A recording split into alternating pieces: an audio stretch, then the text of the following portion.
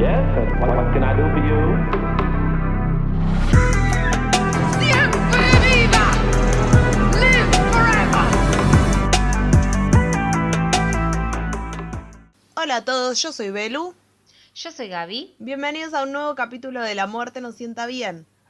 Espero que hayan tenido una muy buena semana. Todas las semanas decía exactamente lo mismo ella. Palabra por palabra. No es que lo copiamos y lo No pegamos. lo copiamos, lo grabamos cada semana. Hasta el mismo tono de voz. Esta semana vamos a hablar de un caso nacional, que es horrible, que es muy indignante también. Hacía rato que no nos indignábamos igual como por un Sí. caso, como que empezamos a elegir casos más livianos, por decirlo de alguna manera, ponerle que no nos indignaron tanto. Bueno, Volvieron. prepárense, porque este es cortito, capaz es un capítulo, capaz no va a ser un capítulo más cortito, pero que te indigna como un capítulo de 55 minutos. Muchos de los que, creo que solo el de John Bennett, los demás fueron cortos e indignantes. Los que Sí.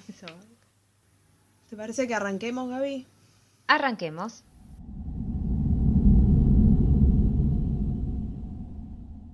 El 12 de julio de 1988, en el Colegio Santa Unión de los Sagrados Corazones, en el barrio de Caballito, es en la zona de Plaza Irlanda, para los que sean de capital, en la ciudad autónoma de Buenos Aires, hubo una competencia intercolegial de natación en la que participaban distintas alumnas, entre ellas Jimena Hernández, una nena de 11 años que estaba cursando sexto grado en este establecimiento y era una excelente nadadora.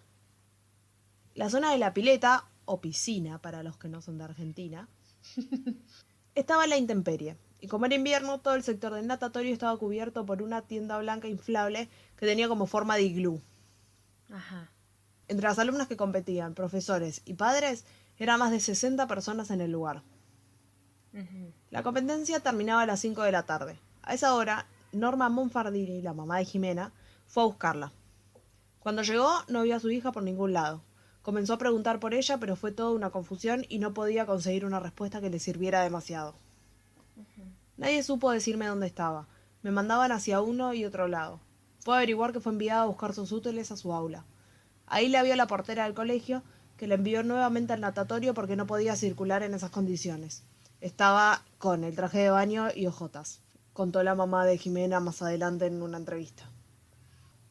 Norma comenzó a deambular por los pasillos y al no tener suerte con el paradero de su hija, pidió un teléfono para llamar a Jorge Hernández, su ex marido y el papá de la nena. Ok.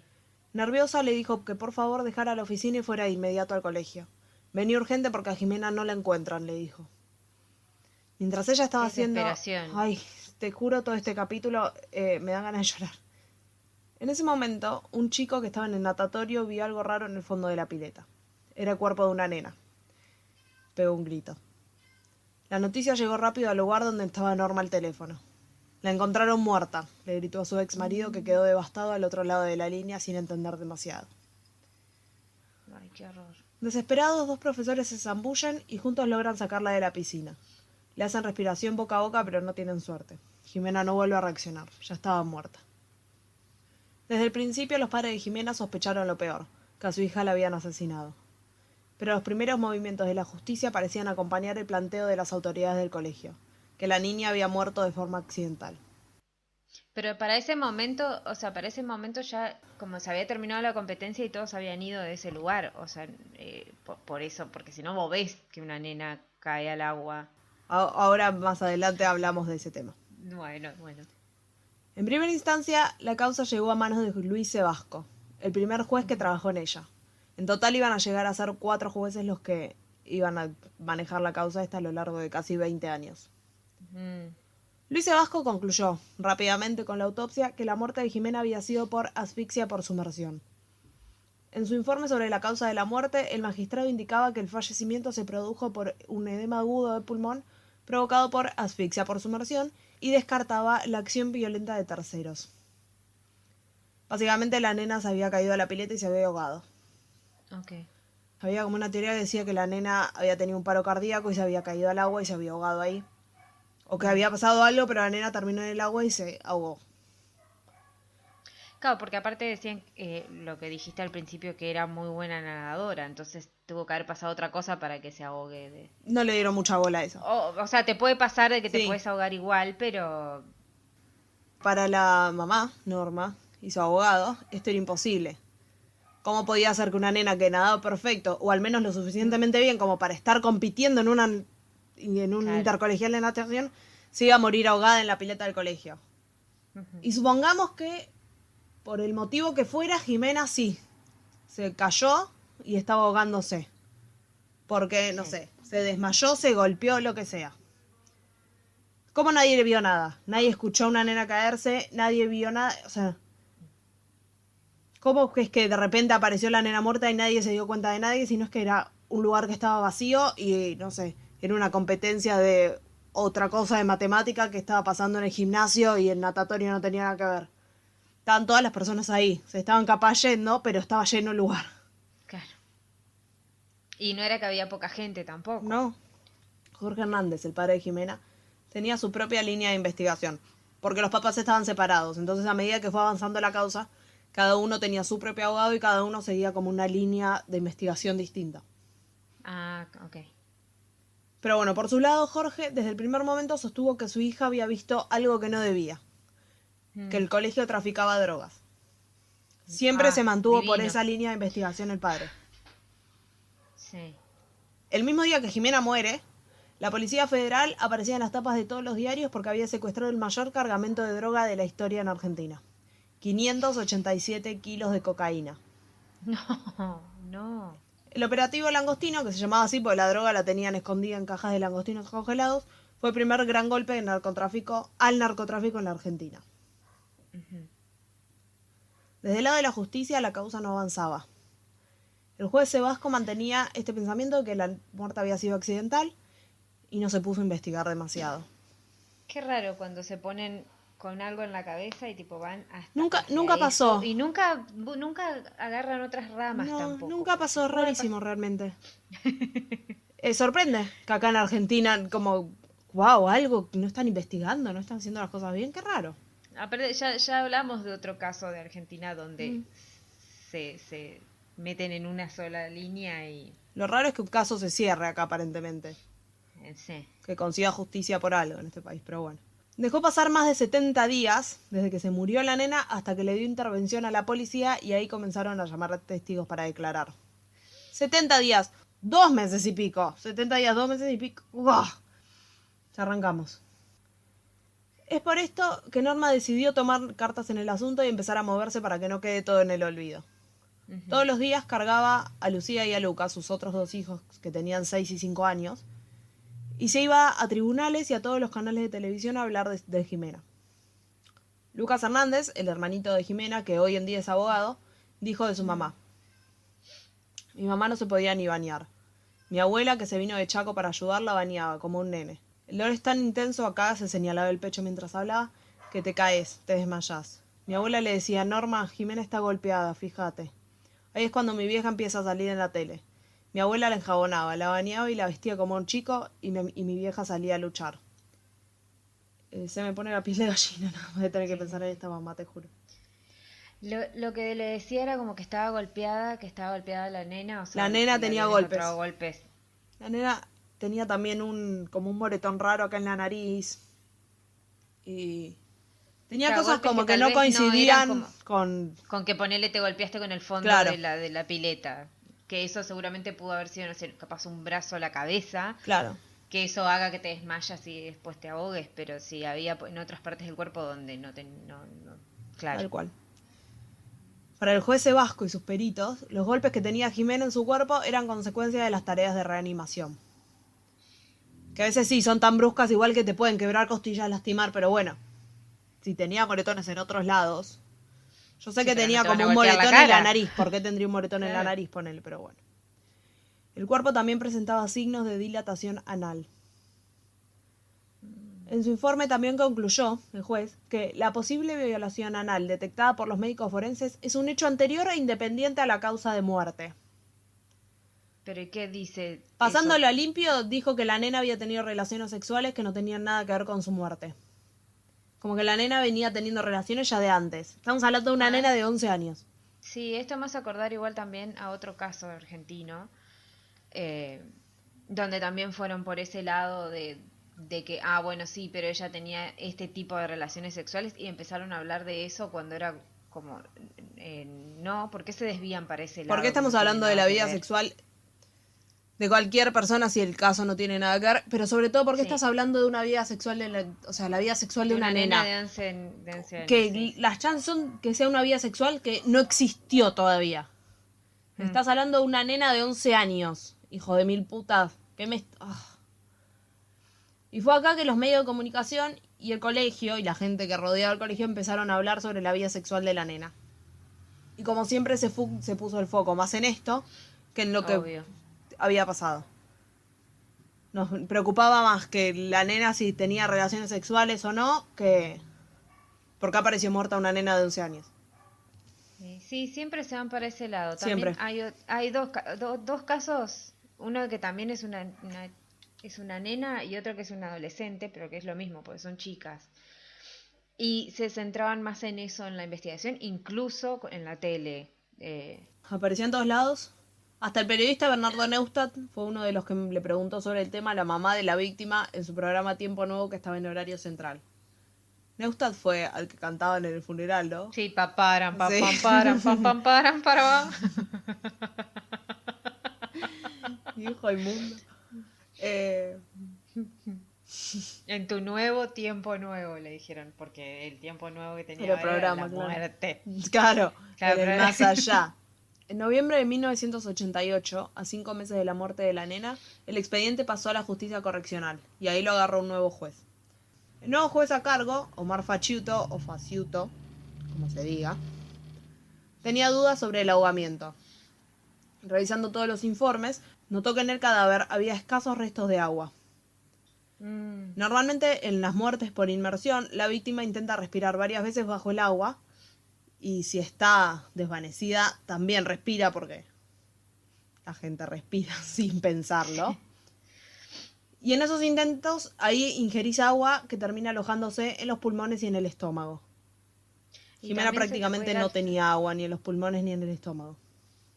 También se te puede ir al cerebro, creo, si estás como mucho tiempo abajo del agua. No sé eso. Acá es que el juez pide una nueva autopsia que reveló que Jimena no se murió ahogada en el agua. ¡Oh, Ah, sorpresa! Sino que la asfixiaron en la superficie. ujú, Aparentemente le habían cubierto con la mano la boca y la nariz hasta matarla. Que ahí explicaría también los moretones de la cara. claro, sobre todo el de la nariz Claro. que tenía, sí. Y una vez muerta es que la tiran a la pileta. Ujú. Pero no se podía determinar con exactitud la hora de la muerte porque el agua climatizada como que modifica los tiempos de la rigidez cadavérica. Ah, qué cagada. Mm.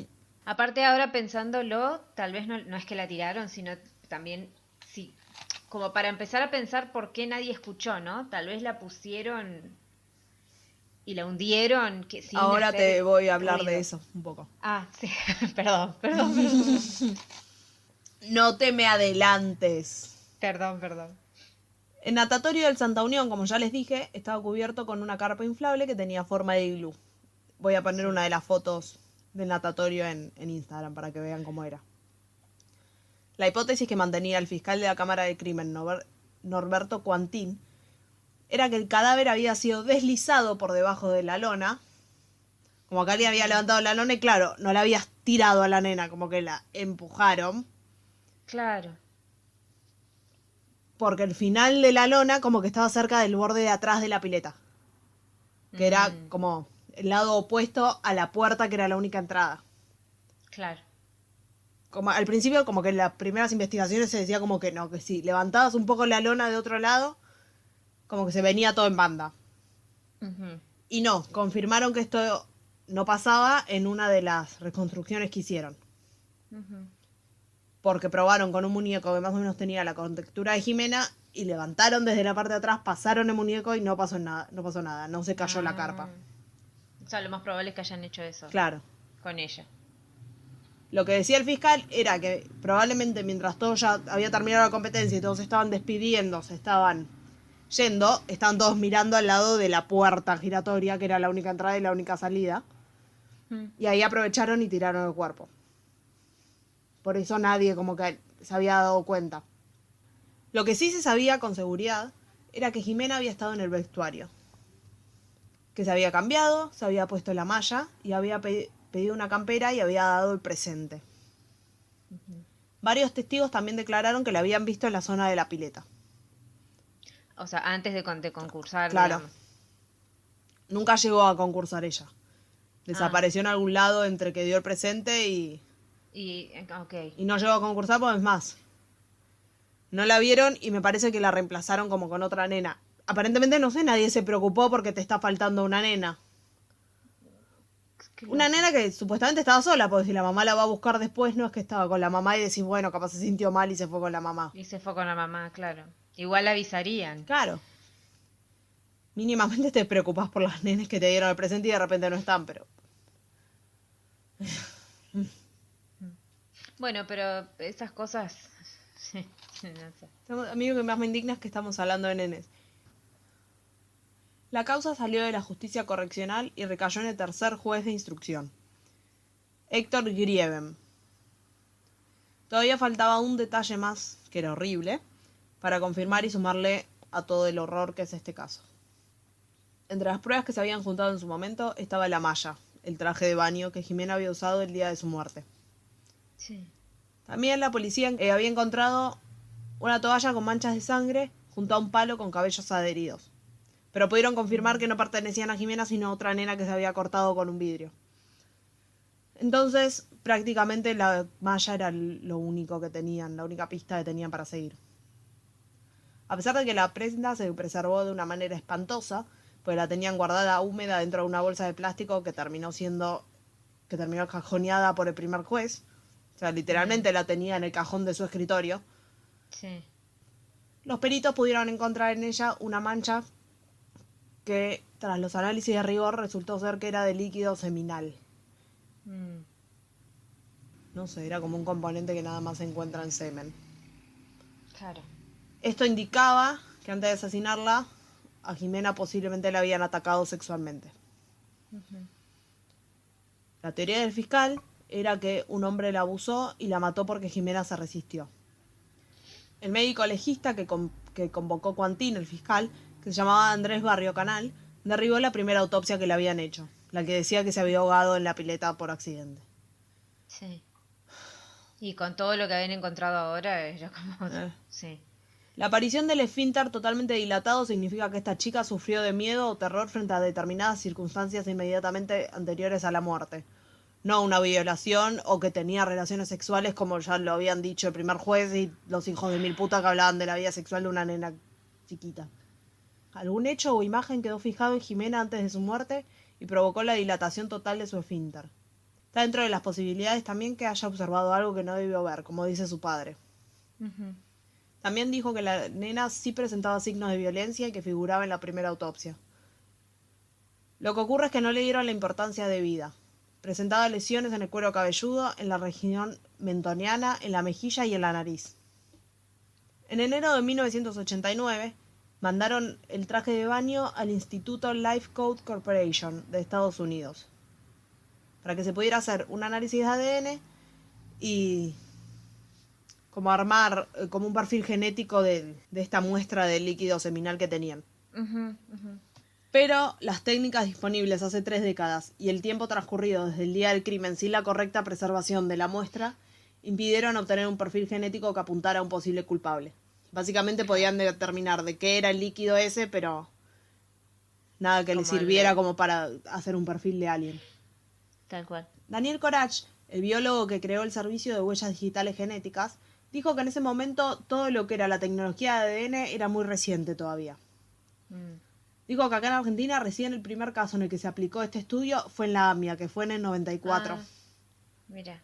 Aseguró que en 1988 todavía no existían en el país criterios de preservación que hubieran podido ayudar a cuidar las pruebas. Es como que todavía no se sabía cómo cuidar las pruebas, ¿no? Claro. Como podés, No, pues la tipo podés la metieron matar, dentro de una sí, bolsa. a los peritos por otras cosas, pero bueno, en este momento como que no se sabía bien qué es lo que tenías que hacer para cuidarlo. La madre de Jimena siempre sostuvo la teoría del ataque sexual como la causa de la muerte de su hija. Repetía a los medios una y otra vez que a su hija la secuestraron, la violaron, la torturaron y la mataron. La relación de los padres de Jimena con el colegio estaba rota. Aunque peleaban la causa por separado, con 2 hipótesis y 2 abogados distintos, Norma y Jorge en esto estaban de acuerdo. Ambos denunciaban que las autoridades del colegio encubrían a los sospechosos. Claro. La hermana María Clara, superiora provincial de la Congregación de la Santa Unión de los Sagrados Corazones, Ajá. ponete un nombre, Sí. escribió... Ay, qué raro que esté la iglesia metida ¿qué? en todo. Es rarísimo. Siempre. Este caso es rarísimo realmente. La Que iglesia esté encubriendo cosas, ocultando cosas. la justicia que no funciona como debería. No sé, es rarísimo. Me sorprendió. Sí. Estoy tan sorpresa como todos ustedes. Estoy en shock. Pero bueno, la congregación esta de la Santa Unión de los Sagrados Corazones escribió un comunicado dirigido a la opinión pública aclarando que esto no era así, que ellos no encubrían nada. En respuesta, No encubrimos, nada más. no, Eso decía la carta. no encubrimos ningún asesinato sospechoso en nuestro colegio. Fin. Fin. Alabado sea el Señor. Sí. En respuesta, el Santa Unión emitió un comunicado en el que negaba terminantemente tener conocimientos de algún delito ocurrido en el colegio, así como haber ocultado hechos o encubierto a persona alguna. Qué raro, cuando te limpias mucho el culo es porque algo Sí, hay. sí. Claro. Ninguna niña vio cocaína en este colegio. Señores, no dijimos nada de la cocaína. Decían, bueno, no hay. Por las dudas. Alabado sea Cristo. Lucas Hernández dijo sobre este comunicado: era otra época. Yo era chico, pero me acuerdo que a mi mamá los vecinos le decían que estaba loca. Que en el colegio de curas no iban a violar o matar gente. Ay, no, porque los curas son re buenos. Pero bueno, en ese momento los cubríamos, no sabíamos que le gustan más los nenes que la papa frita. No, sí, ya sé. Sí. Pero no, que en el colegio de curas no podían violar o matar gente nunca. También otra cosa que nunca ha sucedido a esta hora. La iglesia no se mete, los curas no violaron nunca un nene y la justicia anda perfecto. Sí. En el reino del revés. Pero bueno, le decían esto a la madre y se ponían a llorar. Le decían, no le hagas esto a la iglesia. Ay, pero eso te juro sigue pasando y me genera mucha violencia. Los odio. No le hagas nena a la iglesia, hijo de puta, no mates una nena. Ay. No curas a nadie Aparte, y ahí vas a son ver cómo no se capaz- le hace nada a la iglesia. aparte, te juro, me indigna tanto porque siempre es la misma justificación. Tipo, no le hagan eso a la iglesia y es como, estamos hablando de un asesinato. ¿Qué hace la iglesia por vos? Y es bueno. Me enoja mucho. Porque encima me imagino las caras y los gritos y me dan ganas La debían de- tratar de loca todo el tiempo. Eso me indigna Sí. todavía más. O sea, se le murió la hija. Le mataron a la hija, no se le murió. Bueno, perdón, sí. Todavía Le peor. asesinaron a la hija, o sea, es como... Y no sabes qué pasó encima y nadie te ayuda.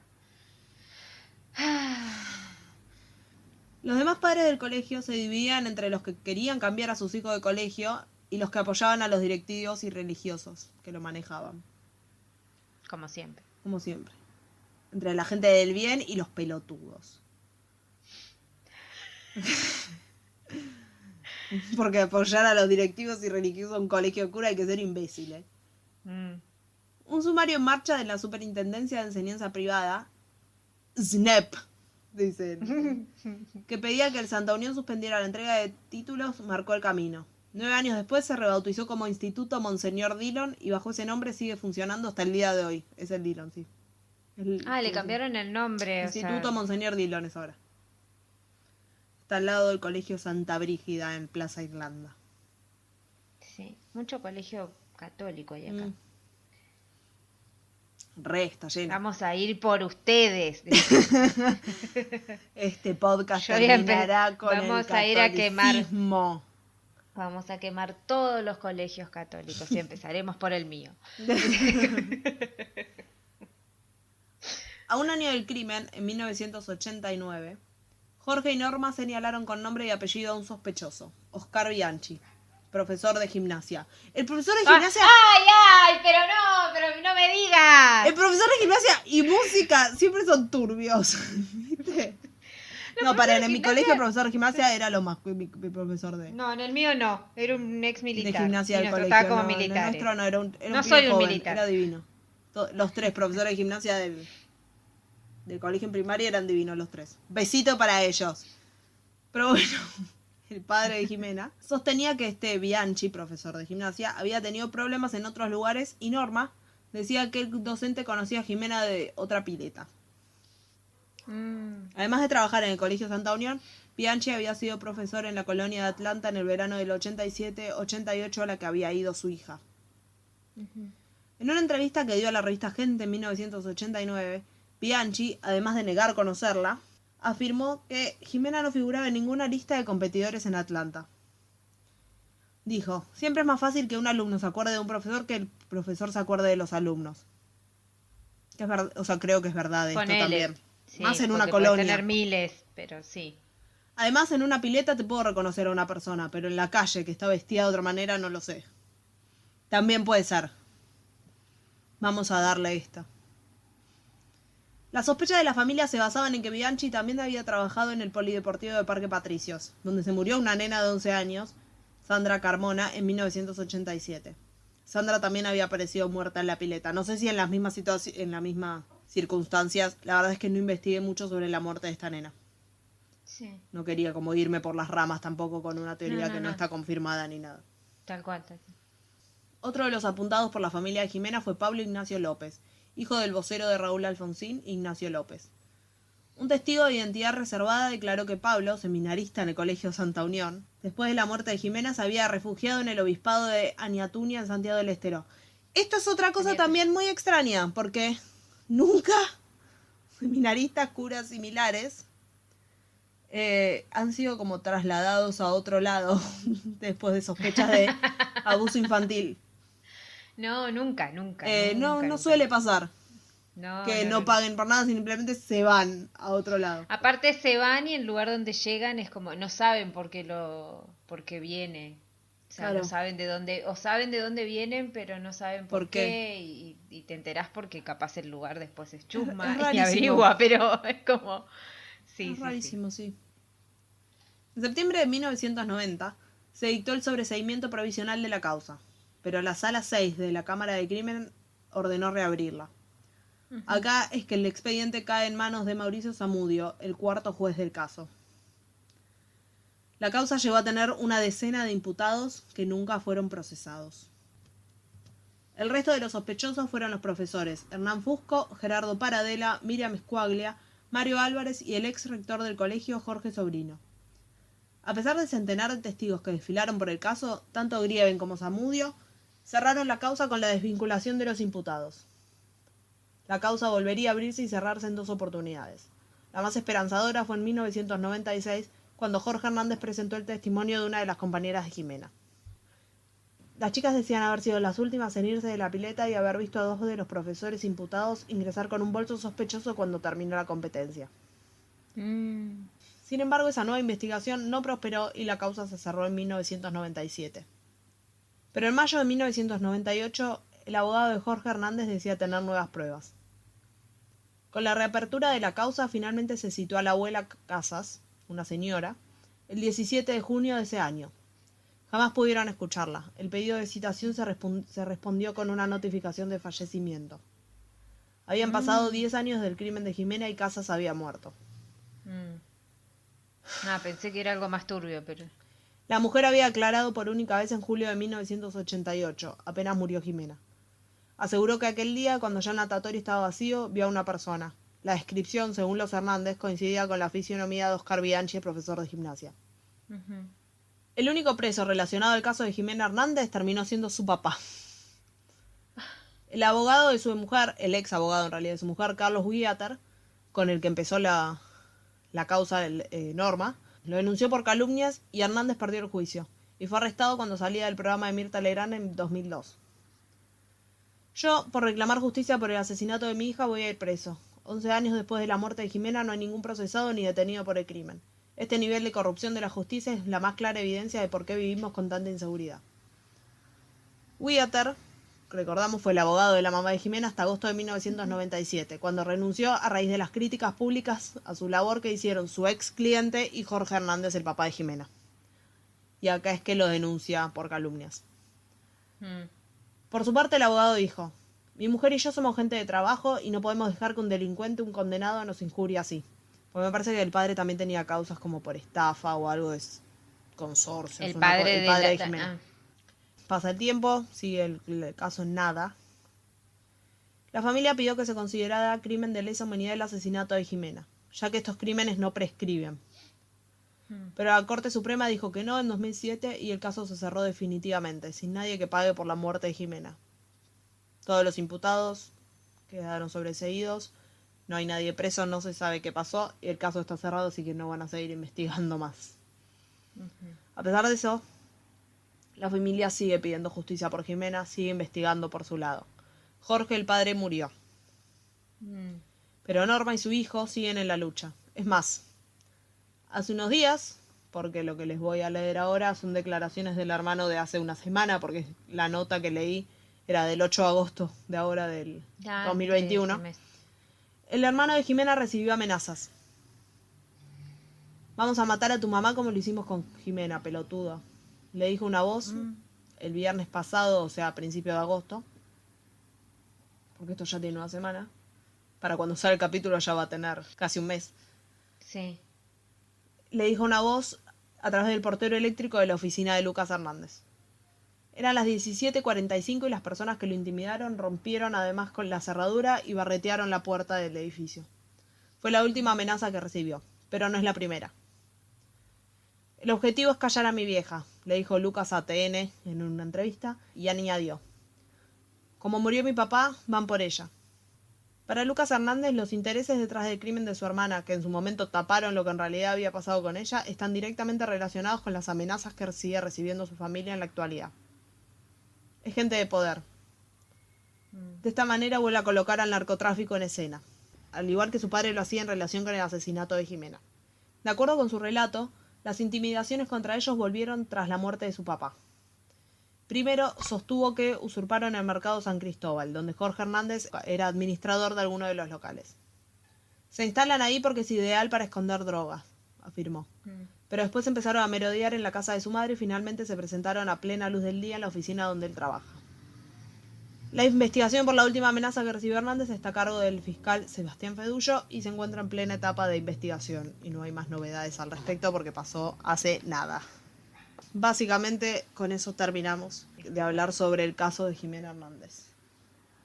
Que es un caso cortito del que no se sabe nada, pero me pareció importante como traerlo al frente.